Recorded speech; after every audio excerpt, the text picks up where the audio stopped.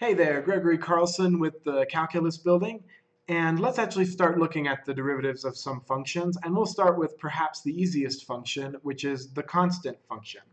So if my function is just a constant number, okay, so it's just, and remember C is going to be a real number, so C is a member of the set of real numbers, and so if I just have a function that's just a constant number, the question is, what is the derivative of a constant? So what is the derivative of my just regular old number going to be? And hopefully you know that if I have y equals a number, or just a constant function, then that's just going to be a horizontal line. And it's just going across the y-axis at whatever value c is. So any number is just going to be a horizontal line, and we know that this has a slope of 0 everywhere.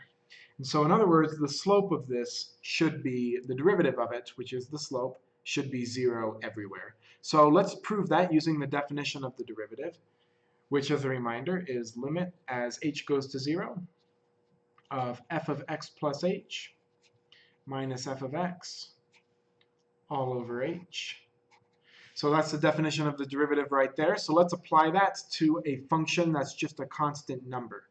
So if my function is just a constant number, then that means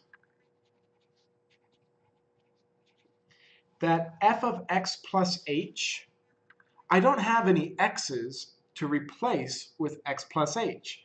And so that means that because my function is just a constant number, f of x plus h is just equal to c. Again, there's no x's to replace with x plus h, so I just copy paste my function right there.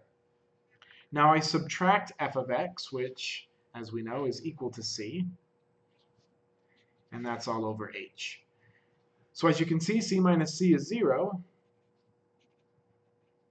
so I get 0 divided by h. And I don't want to take the limit yet, because remember, although h is approaching 0 forever, h is still finite, and so we take 0 divided by h, and we get the limit as h goes to 0 of 0, and now we can see that we don't have any h's left anymore, and so the answer is just the limit of 0 as h goes to 0 is just 0. So any function where it's just a constant function has a derivative of 0. So for example, the derivative, if I was taking the derivative of the number 8, that's just a flat line, so its derivative is 0. If I was taking the derivative of the constant number negative 17.2396, that would equal 0. What do you think the derivative of pi is? Well, pi is just a constant real number, and so the derivative of that would also be 0. So, moral of the story is the derivative of any constant number is 0. Next, we will look at the derivative of linear functions.